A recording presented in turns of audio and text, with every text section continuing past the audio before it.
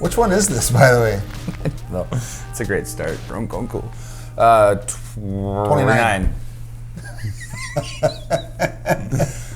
All right. Hey, everybody. 8-Bit Podcast number 29. 29.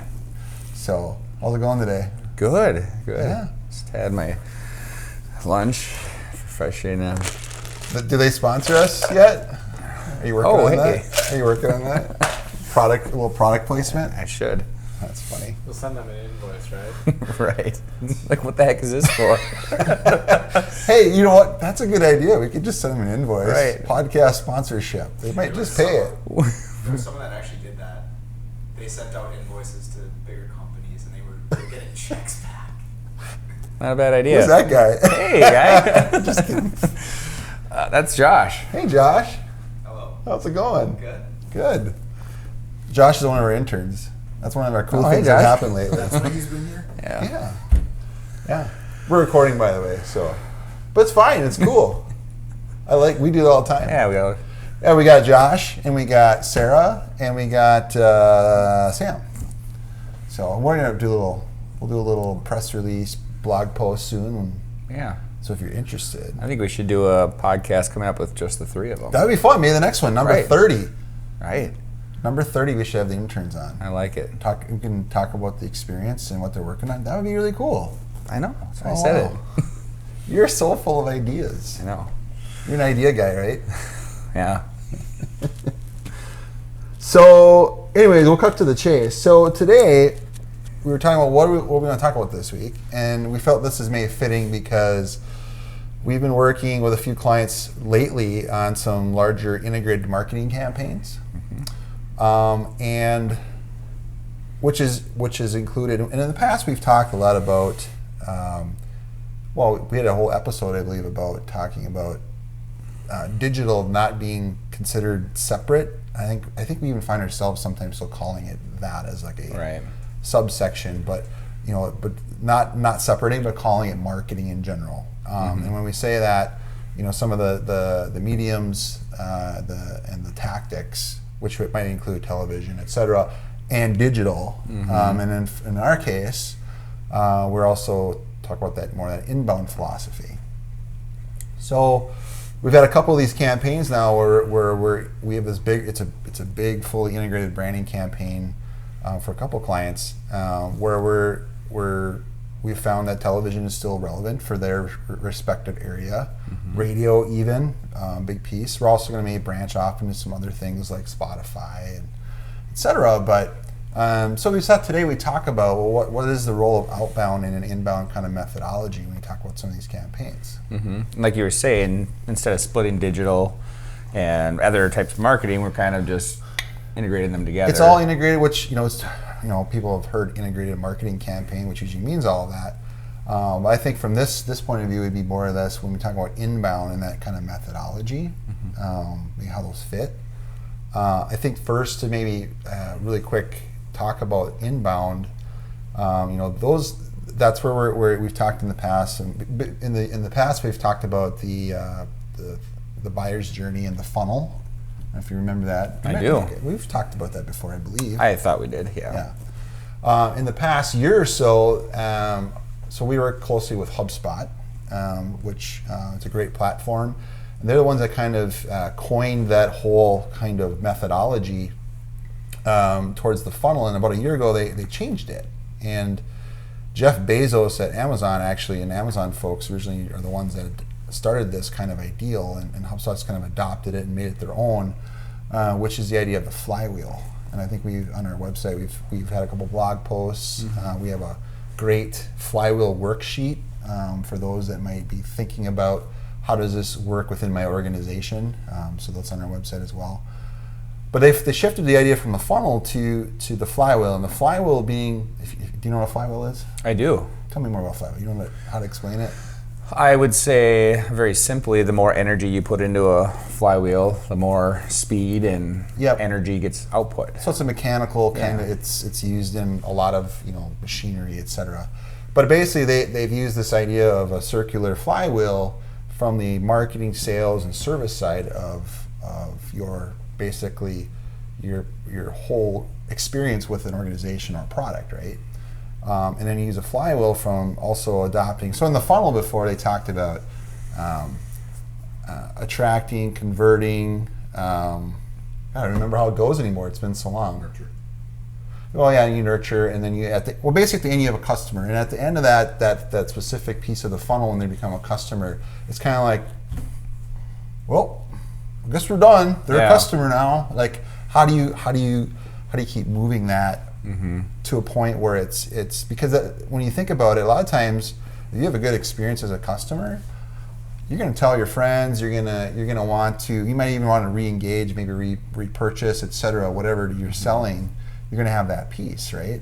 And you also might, depending on the industry, you might branch out and go into different products or different service lines and everything. Right. As well. Right. Yeah. And so when they adopted the flywheel, the idea is that they're, just because they're a customer, it doesn't. Well, I kind of kicked my thing here for a second. Hey, we're good. Sorry. My big feet got in the way. Mic check.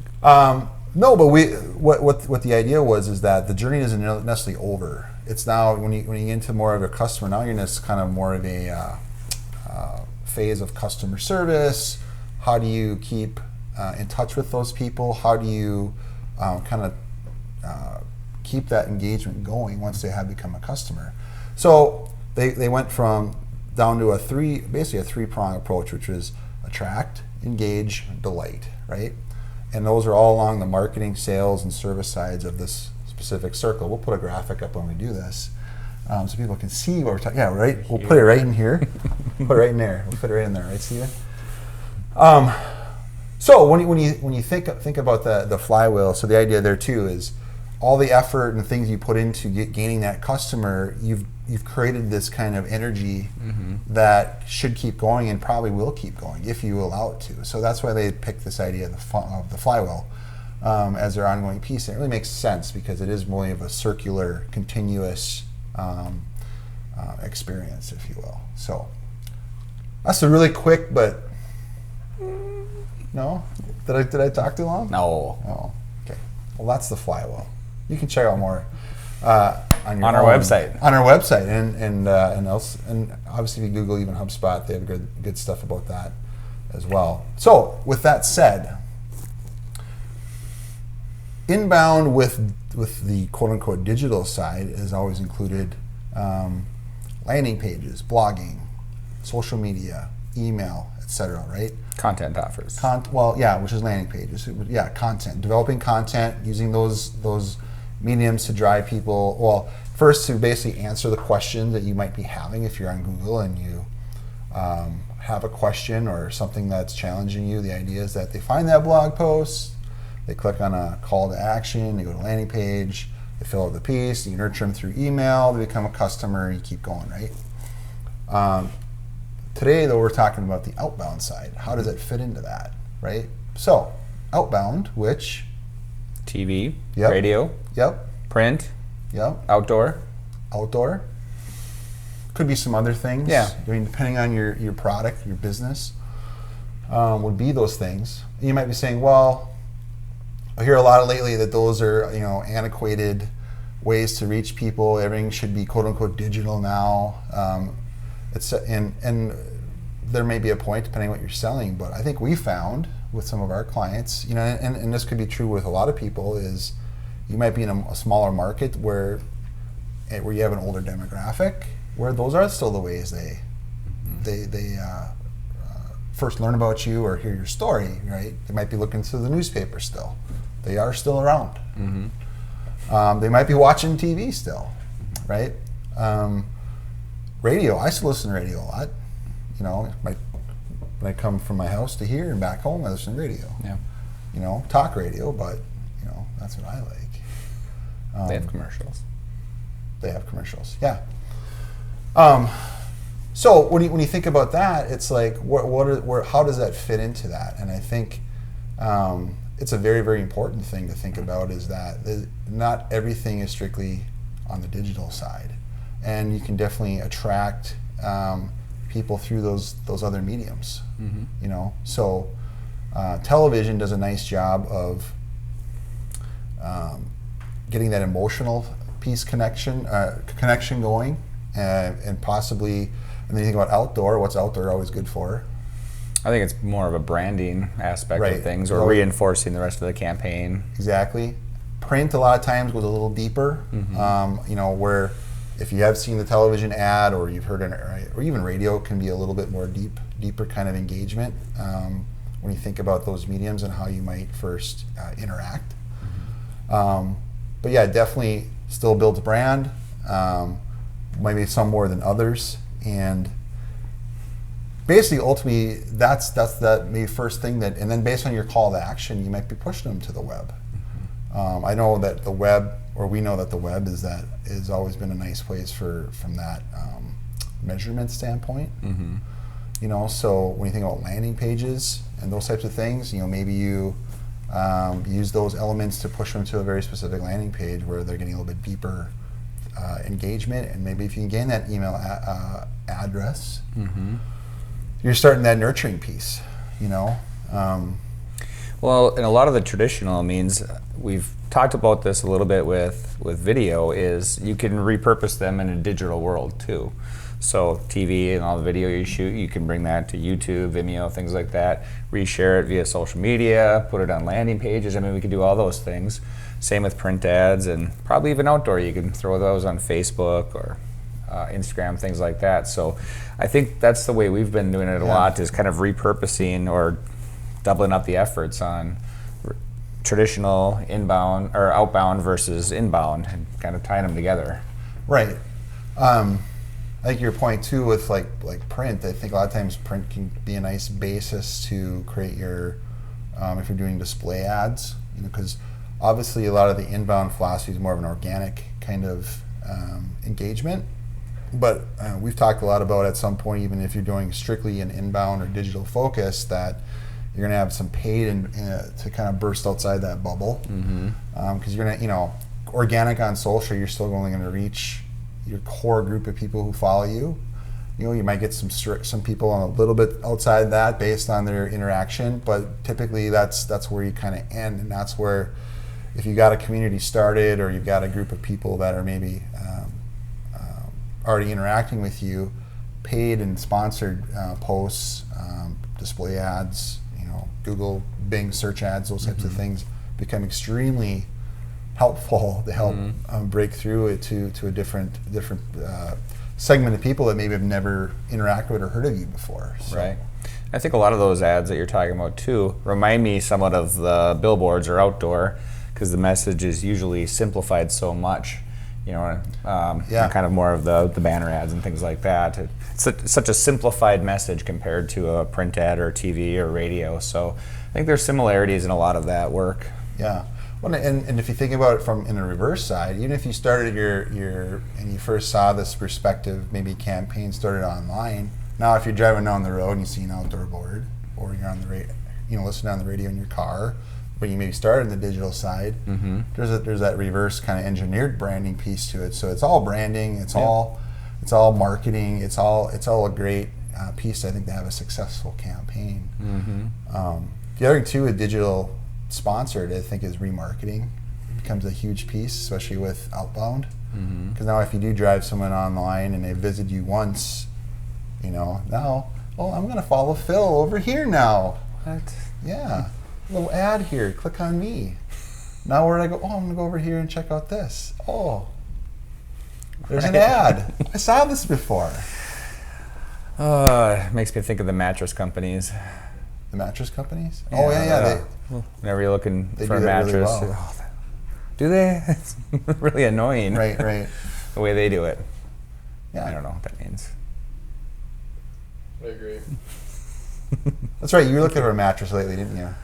Well, that's all I see in every feed of every social platform. Caspers and purples. Yeah, and it's not just one of them. It's like 12 different brands. Nexers, the Caspers, the Purples, the Zenus. Yeah. That's a lot of beds. Right. How do you pick just one? I don't know. Oh. Anyway, so... Is that another sponsorship? I think so. Well, Subway. Yeah. Subway called and we answered. No, we didn't. So anyway, so again, when you think about some of those things that maybe have always been there, they're they're probably a lot more important than maybe we've given them credit for in the past. Yeah. I think with the rise of people switching to digital and realizing the power of it the last bunch of years, it's easy to maybe forget those other things. But I think, again, I think for us, it's just about geographic location and maybe the demographic being a little older. It still makes sense. Now, if we were in a much younger community, we probably wouldn't even consider that stuff because those aren't the places that those people are. You know? So, And that's why the persona development before we start a lot of these campaigns is so important. Who are we trying to reach and where? right, who are those? You know, and everyone's heard this before. Well, who's the target audience? You know, and that's basically what we're doing is creating these personas. Because a lot of times there's a lot of different personas to consider. Yeah. You know, there's always that kind of sweet spot, but you know, where do you, especially when some of the industries where, you know, like banking and healthcare, you're on kind of the gamut here of ages, and maybe behaviors and things that they're looking for. So you kind of have to hold those personas up to each of those respective people and say, does this work for them? Is this going to actually attract them? Is it going to engage with them? Is it, you know, and then even the delight side of things, like we just talked about, you know, once they are customers, there's that to even consider. You know, what is that content? What's that beyond piece that's going to keep them engaging and becoming brand loyal with you? You know, so it's actually pretty darn important. Pretty. So that's the gist of it. I thought it was important because, like I said, we've been doing a lot of that lately. So I thought it was kind of a good topic to discuss because I think a lot of people sometimes are like, well, I don't know, should I still be doing television? Should I only be doing stuff online? I don't know. You know? Yeah. That's where we come in. Well, if all goes to plan, this rest of the summer, late summer, we'll be hopefully creating all this content and all these campaigns, and then hopefully in the fall and early winter we can share it with the world, and then you'll see what we're talking about. Yeah. How it all works together. It's going to be busy. It's going to be. You ready for this? I am. You ready for this? How's your summer going, by the way? My summer, a lot of baseball. A lot of baseball out there. Yeah? Yeah. Mowed my lawn once. You? Baseball and lawns. Yeah. Yeah, coming here. Baseball and lawns. Take care of the baseball fields more than my own lawn, that's for sure. Right. Yeah. So, well, I mean, that's kind of it. But yeah, I think definitely next one. Let's get the interns on next one. It'd be kind of fun. Yeah. And see what they have to say. We're also got them working on some very specific projects that I think we haven't really talked a whole lot about ourselves. So it'd be kind of a fun kind of maybe get to know those things and where those are going and what the group's working on. So that'd be kind of fun. Plus, you won't have to look at us next time. Just a little bit. No. Unless we put them on and we could ask them questions or questions yeah. like a Q&A. That'd Yeah. be fun. Josh, what do you think of that? I think a Q&A would be pretty decent. All right. Heard it here. So Q&A. Q&A next time. All right. Take care. See ya. I don't know why we both pointed. That's our new thing. Yeah.